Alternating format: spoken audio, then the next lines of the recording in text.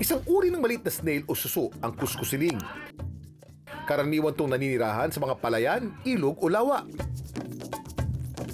Sa mga Ilocano, kilala ito bilang pirabid na hango sa Ilocano word na tarabitab nang ibig sabihin ay madaldal. Meron kasing alamat ng pirabid ang mga Ilocano nang sinasabing dahilan kung bakit walang taluka pang shell na ito dahil sa kadaldalan nito sa kakakwento. Dito sa Occidental Mindoro, talamak ang mga kuskusiling.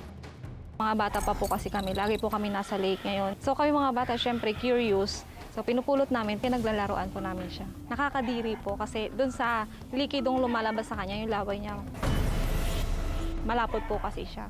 Tapos malambot din po. Yan yung kumadis. Kamakailan lang daw nalaman ni Judith na pwede pala itong kainin. Sinubukan din po ng auntie namin at nung tinikman po namin, masarap po pala talaga siya. Mas madali raw makakuha ng kuskusiling kapag klaro ang tubig. Ngayon po ay mamumulot po kami ng kuskusiling o birabid kung tawagin sa amin. Ang kuskusiling po madalas na nakukuha dito sa lake ng inang namin. Pero pwede rin po siya makuha sa ilog or sa palayan. Kapag maputik o brown ang kulay ng tubig, mahirap masipat ang itim na kulay ng kuskusiling. Kapag klaro naman daw ang tubig, kitang-kita ito na palutang-lutang. Ito pong pinakang laman niya is sobrang lambot para po siyang gelatin.